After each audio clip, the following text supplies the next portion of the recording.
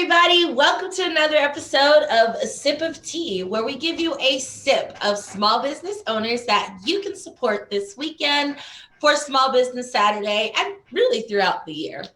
I am so honored because today I have Coach LaTarsha Horne.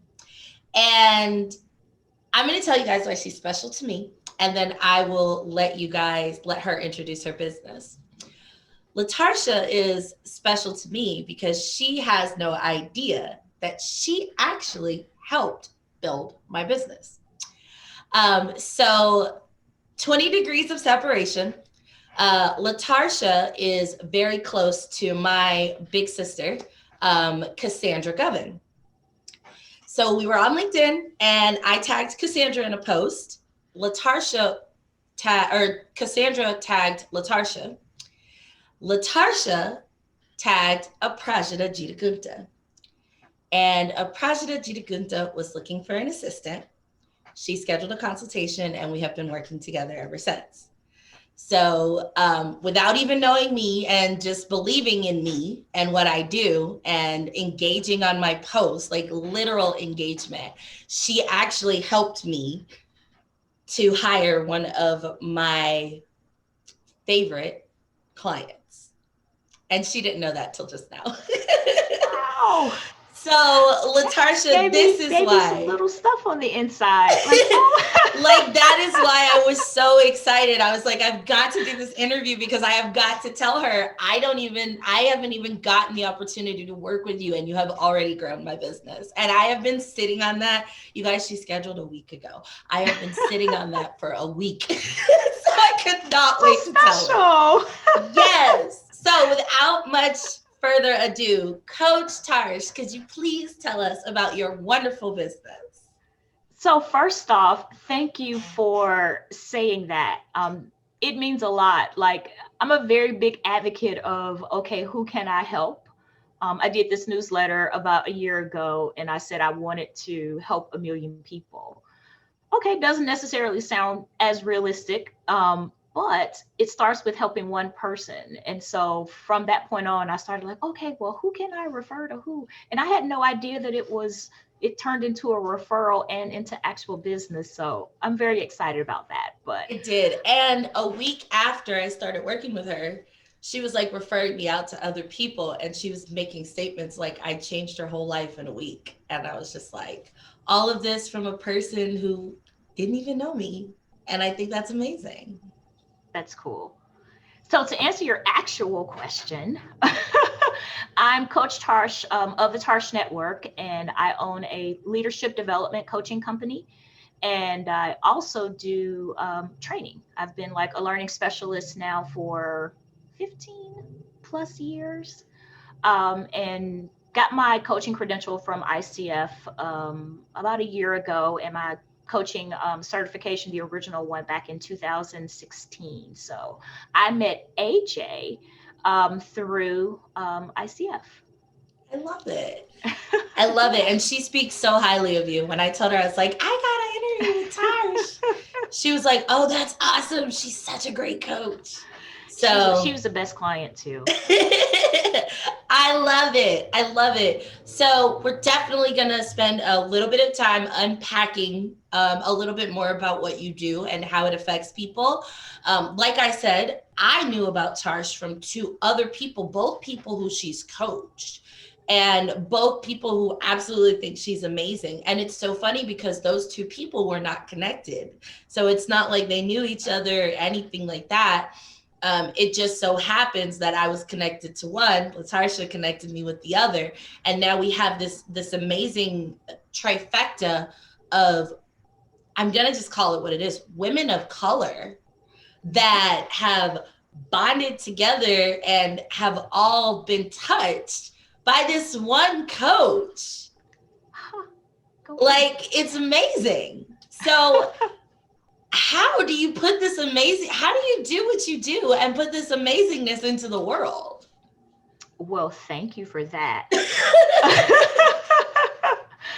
Guess like when I think about Coach Cass or Cassandra, we connected maybe about 3 or 4 months ago.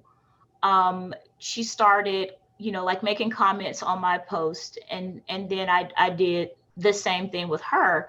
And we ended up doing like a Zoom call because I was like, we should actually talk. I just felt like this very weird, but really very connected to her, just kind of based on the things that she was saying. We did like a Zoom call where we were just chit chatting.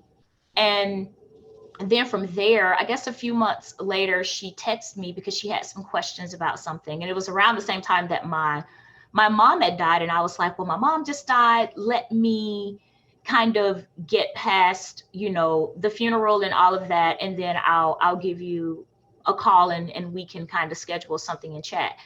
And she did like this really, like, one of the kindest gestures, particularly from someone that you've never met. She sent me something through Cash App. And I was just floored by, someone who didn't know me that well. We had only had like one Zoom call, had enough compassion to actually just, send me something just to say, hey, I'm thinking about you. I'm thinking about your family.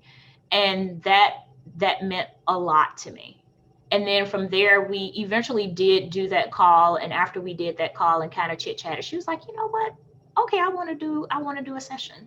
And that's how I met Coach Cass. So it was a very, very organic, but yet I just felt very, like I said, very connected with her, just based on the information that she would share on my posts. And then I started listening to her videos. And yeah, that's how we connected. Wow, that is so powerful and also so Coach Cass.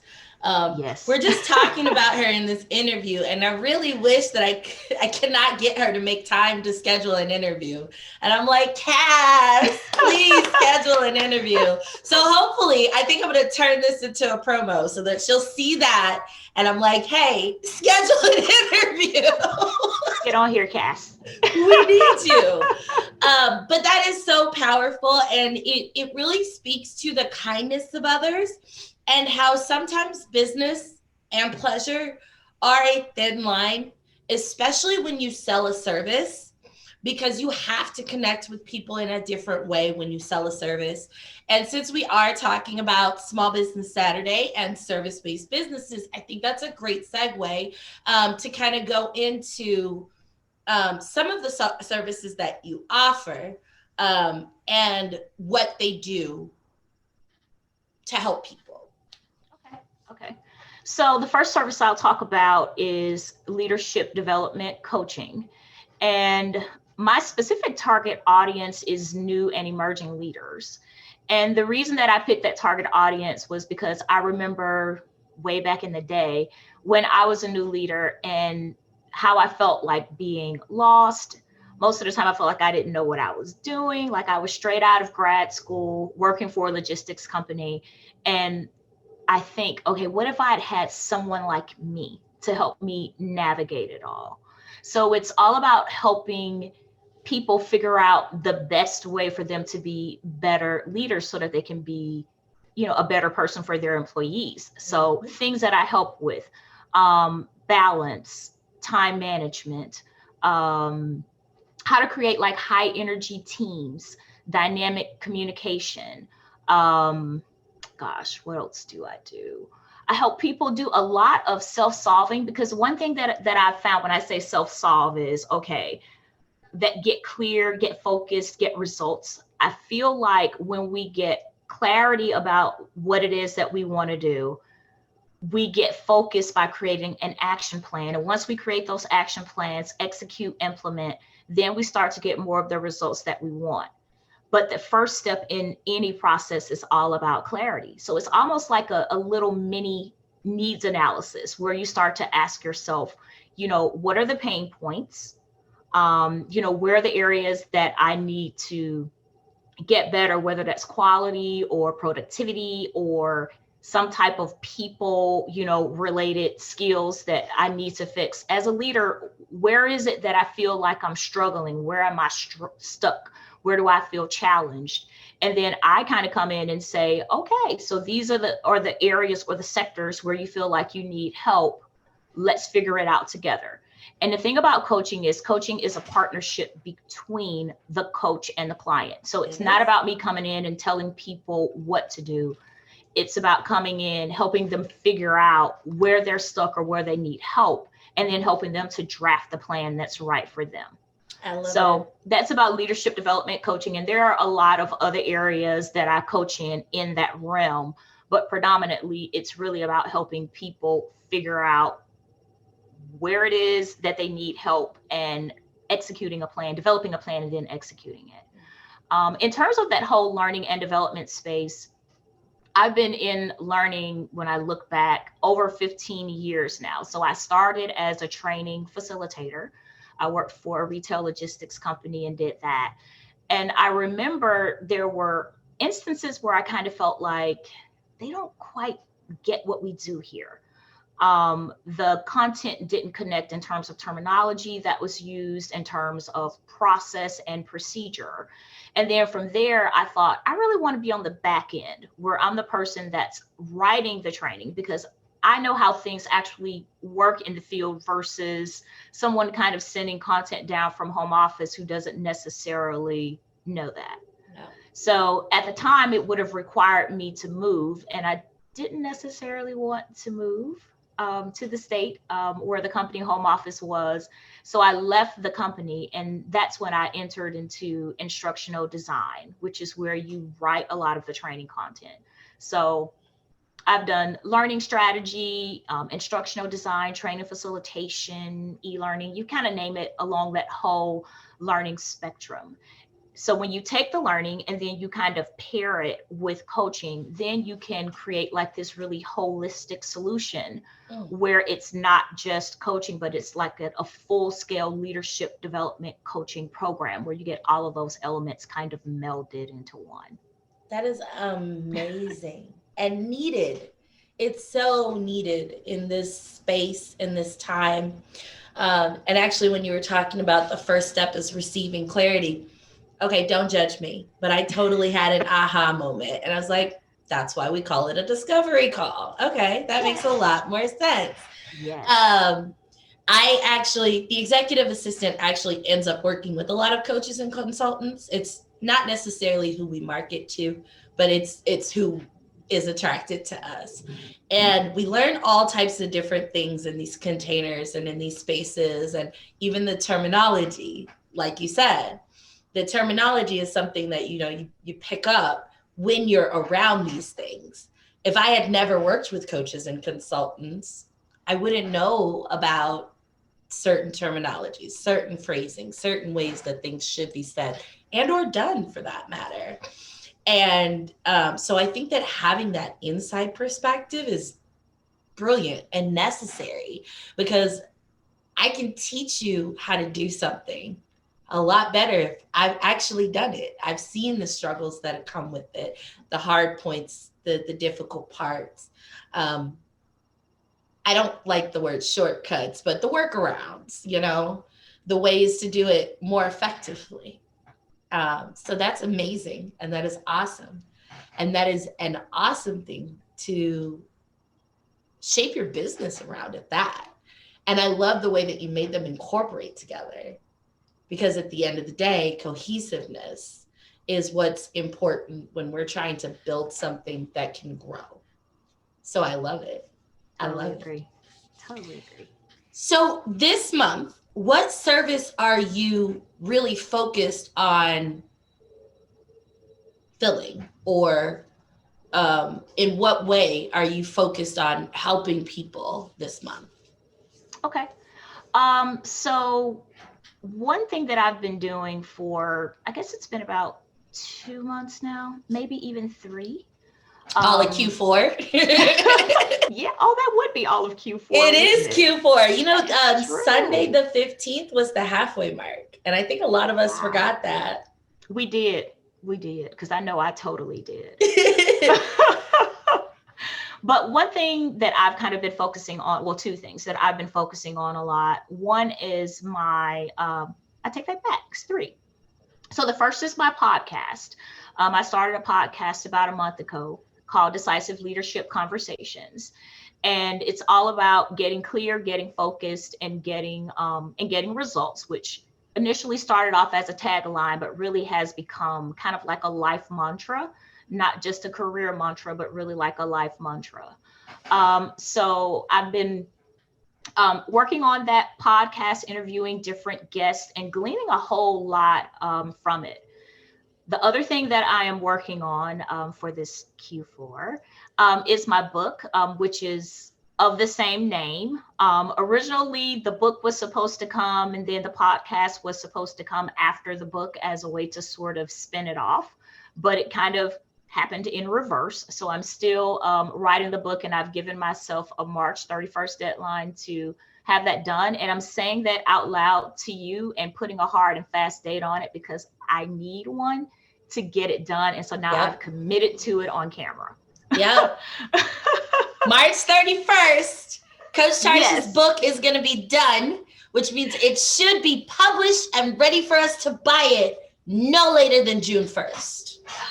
Okay, we're going to say that, hey, let's cross the fingers that the editor ends up feeling the same way. We are. We're going to push the editor. What are you talking about? No, sir. We have a June 1st deadline. We need this book out. Right now, I'm actually thinking about July in all honesty, that at least, okay, hopefully we've gotten through all of the rounds of edit by then. So okay, we'll wait for July then. We'll say July. So that's the second thing that I'm kind of working on. And then the third part in relationship to the actual coaching itself, I met with an organization last week about doing some partnering in 2021 that I'm very excited about. I've been working with this program called ICF Coaches for Good. And it's a partnership between ICF and Sora.com, where they bring in ICF credential coaches. And then we've been offering pro bono coaching. I guess it's been now since like maybe June or July. And I've had the pleasure of meeting like some really, really cool people, different levels within their companies, like some small business owners, VPs. And so that's been very enjoyable because it's like helping people to navigate things that are happening to them, pandemic related. Sometimes it's just career related, and sometimes it's life related, because the pandemic really has touched us in all of those different areas. Every single person has been impacted in some type of way by the pandemic. So the purpose of doing the ICF Coaches for Good program is to give something back to people that may be struggling. So they partnered with like several organizations. They had like specific organizations that they partnered with, and then those clients or employees kind of go in, they select a coach, and then they go from there. So I'm really happy about that program and proud to be a part of it, but also really happy about like the 2021 ventures that I kind of have in the works. So if there is like people that need help, they can come on my podcast and get help. And then I also just like kind of like I did with Coach Cass, if I know you send me a note, or if you post something and then I kind of go, that seems like something that I might be able to help with, I'll typically respond and be like, hey, you want to come on my podcast? Because my goal is, like I said, to help a million people. And sometimes helping a million people is helping them through other people. Hopefully somebody will be helped by your podcast. My little vlog thingy. Now you've got to answer one question for me, because you said it like 5 times and I got lost. What is ICF? ICF, my apologies, is the International Coaching Federation. So it's sort of like the governing body for all coaches. So when you have to be credentialed, so I know certain coaches, like you have to be credentialed. It's the ICF that credentials you. Yes, and that's the credential that most larger organizations want you to have, is an ICF credential. Makes sense. I love it. So this week we're talking about small businesses, and I've said it many times before. You'll hear me say it in almost every episode of Sip of Tea. It is these small businesses that stimulate the American economy. At the end of the day, we actually even had one interviewee who said that he used to work for a large wireless company, and his job was to go out to small businesses to try to get their business. So even the large companies look for the small businesses in order to make their money. So it's a very clear statement that it is small businesses that stimulate our economy. With that being said, what does supporting your business allow you to be able to do to help stimulate the economy? Oh, great question. So for me, like, I guess like since I've had a business, there have been like a few people that I have, I guess you could say subcontracted with because I didn't officially employ them, but they're very similar, doing similar work like you're doing. So like over the years, I have an accountant that I work with regularly. I feel like that's a way to stimulate the economy. Absolutely. I have a bookkeeper that I work with regularly. Also, I've used marketing specialist over the years. Um, and then in 2021, I'll be hiring you Which to I'm do some excited work. about. Because I do, like we were talking like before the call, and you were like, I know that there's something that you could possibly, would need help with now. And there are certainly things that I need help with now, but I definitely will need a lot more help next year. And then also, And it's right around there's the a corner. it is right around the corner. There's I met a gentleman last week, and he does book editing, as well as he does audio, video, and things like that. So I know that I'll also use his services. I've hired graphic artists over the years. Because just because like you do learning and you're in the space, it doesn't mean one that you want to do all things at all times, or two, like you said, you don't necessarily have the time to do every single thing. I And love I like it. playing in spaces where I feel like I'm really, really good at it. And if there's Mhm. somebody that can do it better and quicker, I will hire It's them. all about high value tasks and low value tasks. Yes. And what I love about Coach Tarsh is that she just made it very clear. Like, she has no problem outsourcing. She understands, look, I make money by doing this. I will pay you to do this because it will make it where I have more time to go do what really makes me my money. And what she's also just explained to us is that she stimulates the economy because she puts her money into other small businesses. And Yes. that's amazing to me. That's exactly what we should be doing as a national community, is supporting each other, and Yes. and honestly, the funny thing is Dr. AJ said almost exactly the same thing. Wow. Yeah, she is just like, by purchasing from me, you allow me to help five other black owned business owners. And I was like, that's amazing. You pay one person and it stimulates five other businesses. With True. Coach Tarsh, you pay her for her services and she spreads it around, which is amazing. Yes, So, because I'm like you, like we do have to help each other. And I'm absolutely. always the person that will hire people that I know first, Mhm. to give them the opportunity. And then, okay, maybe if they don't meet expectations, if we can talk about why and you can correct it, then great. And then if not, okay, then we move on. But yeah, I'm with you. I believe in helping the people within the circle first. My yoga teacher is one of my friends. When I need a cake, I have a friend that bakes. I've done work with Alicia Butler Pierre where she's helped me with things Oh, like you worked that with matters to Alicia? me. Yeah. I know Alicia from LinkedIn too, y'all. Y'all, if you're not on LinkedIn, you should be, because that's where all the cool kids hang out. It's on Yes. And LinkedIn. Alicia was one of my referrals to you as well. One of the people that I tagged in. She But was. yeah, Alicia is fabulous. Yes, she is. And like, okay, so it's so awesome that you said what you said about your friend who bakes the cake. And at the end of the day, and this is so important, we buy from people who we know and who we trust. And right now is proof that virtually it's so important to be visible and so important to put yourself out there. And I think that this pandemic has definitely made us more aware of that. Me personally, I've worked from home for the last 2.5 years. This is not new to me, right? But in the same token, for a lot of people, this was new. For a lot of new business owners, taking that extra step and changing their content to be more visible online, this was new to them. And I think it's so vital and so key and so important that you talk about engagement, because that's how we get to know and trust a person. That's how we get excited about a 30-minute interview with someone we've never met, because I've been following Tarsh for 6 months and I feel like I know her so much. I watched the first episode of her podcast. I've watched almost everyone ever since. I love the interaction that she gives, the engagement that she gives. What she says is actually valuable content. If I was looking, when I'm, well,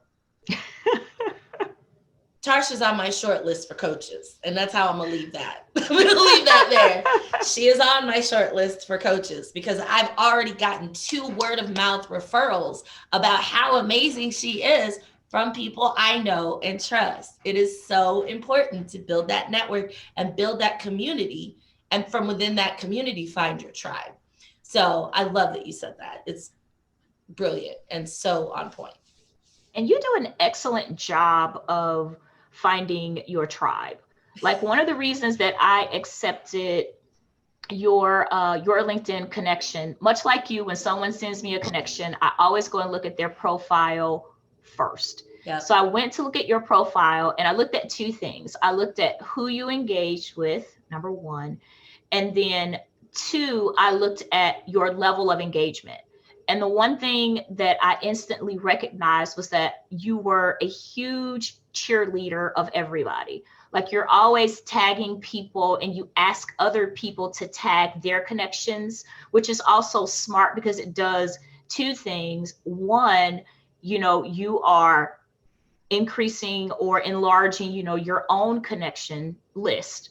But the other thing that it does is that it makes people kind of feel like, oh, like she's kind of interested in me in a different way, not just being interested in me and what I'm interested in, but also the people that I am connected to. And it could just be looked at like a way of just building connections, but because you engage so much with people and you shout out people all the time, you know that it's much, much more than that.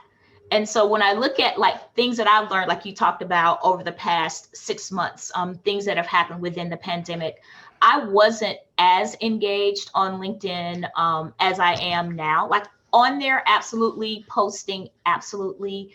But now I actually make an effort to go in every day, comment, like, and I try to do it with different people. So I try to go down my connections list and then go, okay, these 3 people, I comment on their post a lot. So now I'm going to go to these 3 people that I don't really know as well. And then I'll go in and I'll look at something that maybe they posted and then comment. And then that's a way of building that relationship or that relationship with that particular connection in a way that I didn't have before. So I kind of started doing that with you and Coach Cass. So, so, the same way that I didn't know, how I connected with you, that's the way that you didn't know that I was connecting with you as well. Because when someone is, engaging and commenting on your post, naturally you want to do the same. And then you start to build like this synergy and this connection so that social media doesn't feel as distant and remote, because I always kind of looked at it as a very disconnected process. But it's not like that with you. And then, so then it's like, okay, well, I'm going to bring somebody else into this group. So that's why I brought my friend Mike in a couple of weeks ago. I tagged him and I told him, I said, hey, like there's this girl on LinkedIn, like her name is Tiffany. And I said, she does a really, really good job of just connecting with people. I might cry. I like to use the rabbit hole method. So like I'll go down my LinkedIn feed and I'll see someone's post. I actually read all the comments, And if somebody comments something that I find interesting, then I'll click on their profile. I'll go look at the last thing they posted. And I schedule time to do this, obviously, about Me twice a too. week. Yeah. So about twice a week, I'll go and I'll just engage and I'll just use my rabbit hole method and I'll just engage.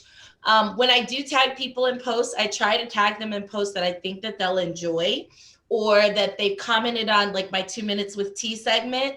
I know you commented on that one in the past and you're like, I love this segment. So I always try to tag you in 2 minutes with T because the truth of the matter is the algorithms of social media suck. They really do. For lack of a better term, they suck. And I don't care about people's content who don't really engage with me. One, you're not my target audience anyway. Two, yeah, you might make great content, but you don't really care about what I think about the content. And three, I'm not your target audience, so you don't care about what I have to say. No, I would much rather, and because of that, it only shows me popular content. It doesn't always show me relevant content. Mm-hmm. And that's something I would say, like, sometimes you have to go find relevant content on social media, but it's a job in itself. But yeah, I like to use the rabbit hole method. And Cassandra had told me about you because I brought you up because of a post. That's how that Okay. was. Okay. Cassandra, I was like, oh, I see that we have this mutual, pay attention to your mutual connections, guys. Yes, I I was like, do. hey, I see that, you're connected to this person. Tell me about her. And she's like, oh, her? She's amazing. Let me tell you about her. She was my coach. That was my coach. I was like, oh, that's cool. And then I started really absorbing your content and listening to what you had to say. I'm not going to lie. I will tell you what stood out to me the most. Because one thing that I've learned recently is we connect with people um, due to our own insecurities. And I am not ashamed of my insecurities. I know what they Me are. either. I have always been obsessed about my hair. I always have. I have very damaged hair. I don't take very good care of it. I can't do anything with it. Like, I don't have the skills to do my own hair. And so it can get very expensive. I have always been self conscious about my hair. And from the very first time I saw you, you've always been like clean shaven and you are gorgeous. Thank And you. the very first time I saw you, that interested me because I was like, what's she talking about? And I went and I listened and I was like, goodness, this is amazing. I think I followed you before I ever connected with you. And Huh. that's my stalker technique. It's interesting you talk about the hair because I have a hair story. Mm, Um, so back in the day when I was a kid, I developed the mange. And what the mange is, it's like these mites that get into your head. And so it made all of my hair fall out. mm, And so I'm much like you, I had like this hair issue because I had like patches of my hair that fell out. And so then I had self-esteem issues, of course, mhm, because of the hair. And as I got older, of course, the hair grew back and all of that. But I can definitely relate to hair. I can relate to skin because I'm kind of like skin obsessed. Literally because I went through a period of like acne, like most people do. It's a natural part of life, but it kind of made me skin obsessed. mhm. Um, I've gone through like colorism, issues of feeling ugly, just probably every single stage that every woman has ever experienced at some point. Like I've felt that too. And then over these last, I don't know, what am I now, 46? So I would probably say over these like last 10 years, I grew into myself and learned to love myself just as I am, including the hair and lack thereof at this point. And I love it. I love it. It caught my attention because it was so bold to me.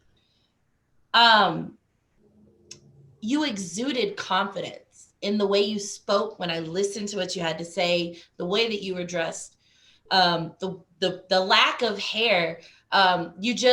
You exuded confidence, and I was like, I need to know who this person is. I need to know what she's talking about. I need to listen to her and see because, and that's the thing with a lot of coaches and consultants is the fact that you've been through everything that we go through as women. I mean, colorism, sexism, insecurity, um, whatever it is, it only makes you a better coach, you know? Yeah. And I think that that's amazing. And I think that's an amazing statement to make. I swear I should clip together all the times I've said amazing this week. um, Oh, that would be a cool montage. Oh yeah, my I goodness. really It would might do take time, that. but it would be so cool. It would take Amazing, time. amazing, amazing, Right. amazing. Because that's all I said. That's amazing. It's amazing. It's amazing. Amazing. Like over and over again. But Make it it like is. your Christmas thing. I Oh, that would might. be so cool. I might just do that. Yeah. But I have met some amazing business owners this week, and there's not a better word for it. And I feel so inspired and challenged and interested and intrigued and enlightened and pumped up just from meeting you guys, all That's of you, awesome. guys and gals and y'all. So let's wrap up, Coach Tarsh. How do people contact you? They can reach me at my website, thetarshNetwork.com. Okay. I won't give you all of the other websites because they're interconnected. But for anyone that's interested in being on the podcast, they can reach me at decisiveleadershippod.com. I hang out most on LinkedIn in terms of socials. And I do like to go to YouTube, but I will hang out wherever people are talking to me, but I do spend most of my time on LinkedIn. And we will make sure that we include her contact information in the comments because you definitely want to reach out to Coach Tarsh. With that being said, do you have any final thoughts for us? I just want to say thank you. This has been a really good talk. Um, like I feel like the past few weeks, like I've kind of been the one that's like talking to people, interviewing people, but it's been refreshing to talk to someone who's like really genuine and like I really see like your business just really exploding. Like I know you said you just started it 6 months ago. We were talking about that before we started recording, but like I really see your business expanding in a really really good way. Like you're a really good person. You've got really good energy and what you're doing and connecting with people and celebrating people, it matters.